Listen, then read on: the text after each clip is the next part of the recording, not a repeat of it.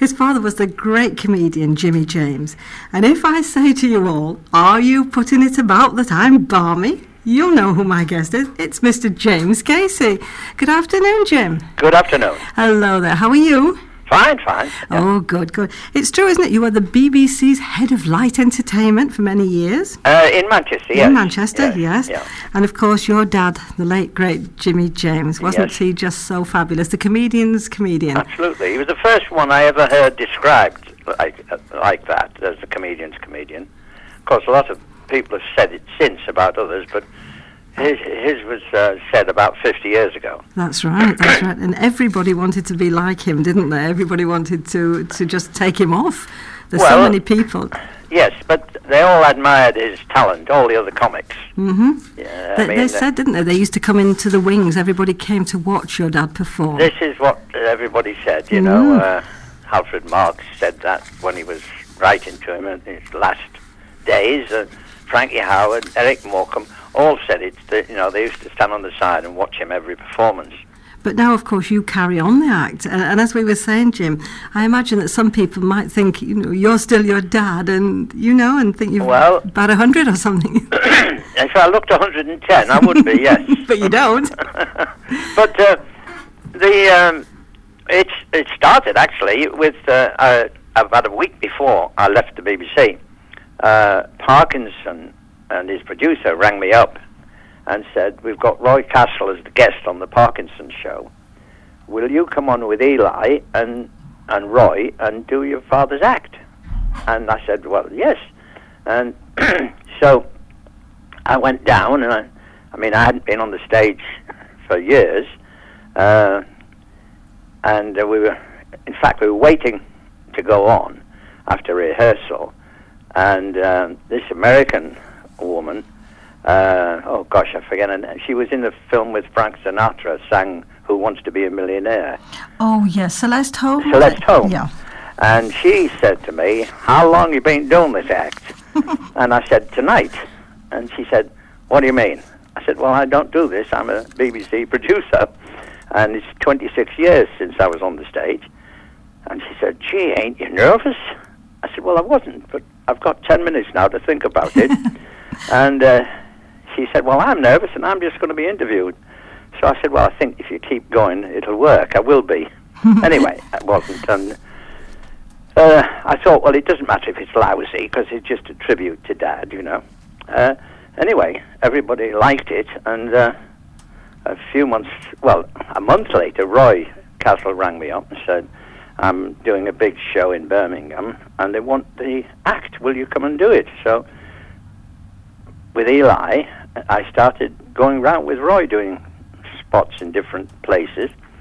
And then, after about 6 months, somebody rang me up, and I'd by that time left the BBC, and said, would we do the Royal Variety Show?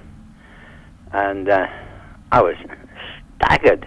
And I remember ringing Eli, who is my cousin, by the way. His name is Jack Casey, although his stage name is Eli. And his stammer is for real. And I said, we've been offered a gig, but there's no money. And he said, well, what are you ringing me for? We're not working for nothing. I said, well, it's a very good class date, nice people. He said, oh, to hell with that. I said, they want us to do the Royal Command. Oh. He said, oh my God. He changed his mind, did he? He said, you've been back in show business 6 months and you're doing the Royal Variety Show. I said, well, they recognise class when they see it, you see. Of course. Because I said, it's 30 years since you did the Royal Variety Show, but I've got you back again.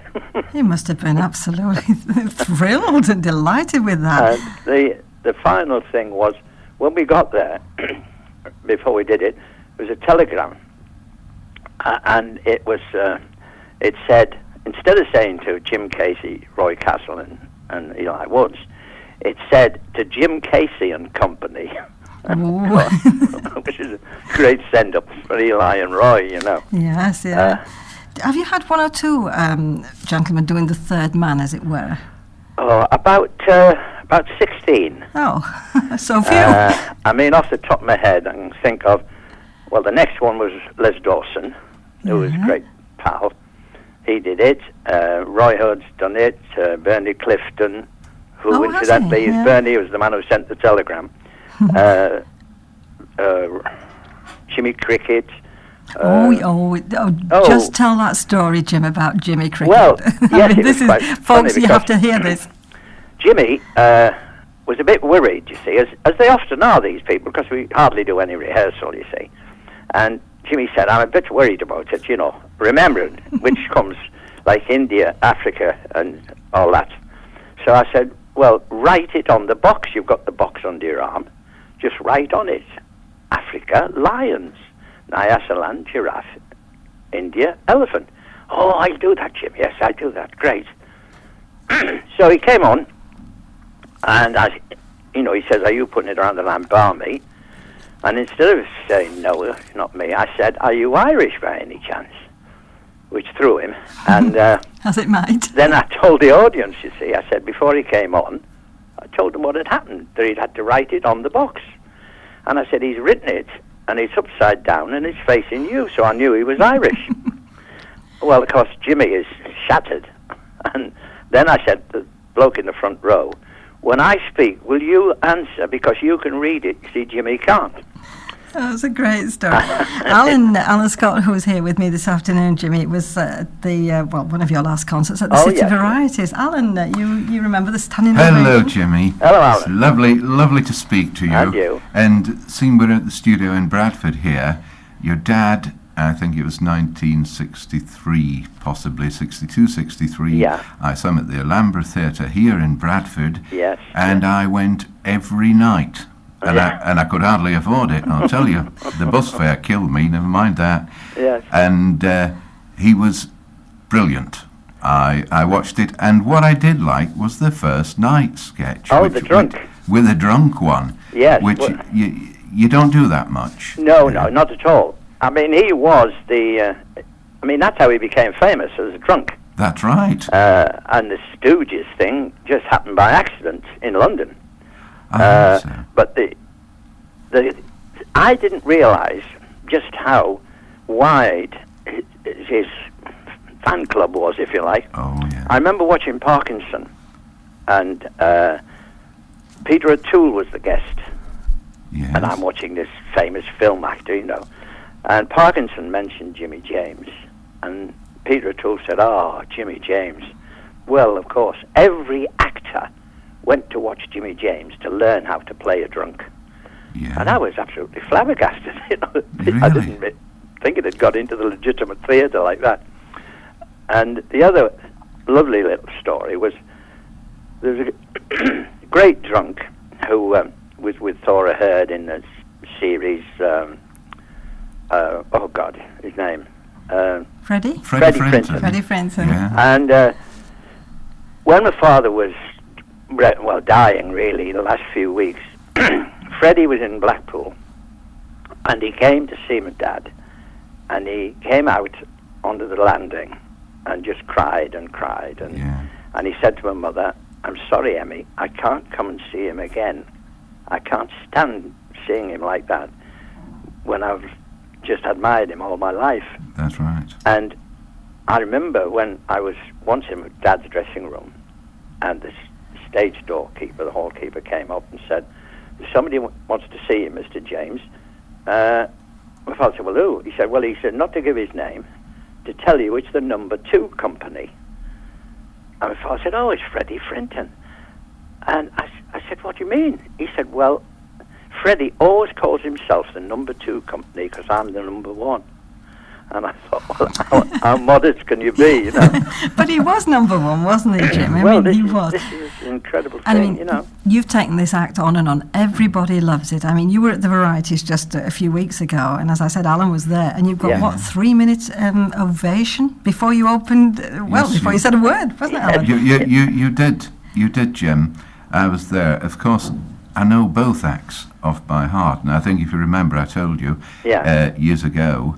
Unfortunately, if your dad had wanted royalties, we didn't get much anyway. No. But the three of us, we did it in like church halls and things. Oh, well, all over the place people have Yeah. done this, and they tell me, say, we got it on tape, and we do it at the the local hall or That's the local right. whatever. And actually, Anne will tell you, the gentleman that played Eli for me, he was Eli's double. No, I'm not Certainly, kidding. Jim. He'd Oh. no need to dress up. Yes. No, Had the face. Because he studied the act. He came with me to the Alhambra Yeah. in Bradford, and we watched the act inside out.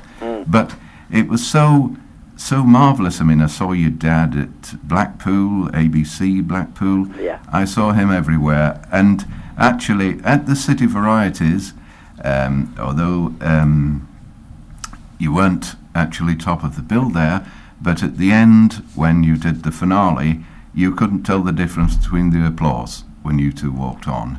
Well, And it was you did a marvellous, marvellous. marvellous spot. It was lovely. The audience thought pleasure. you. The Yeah, audience we thought you were enjoyed- top of the I bill. enjoyed it.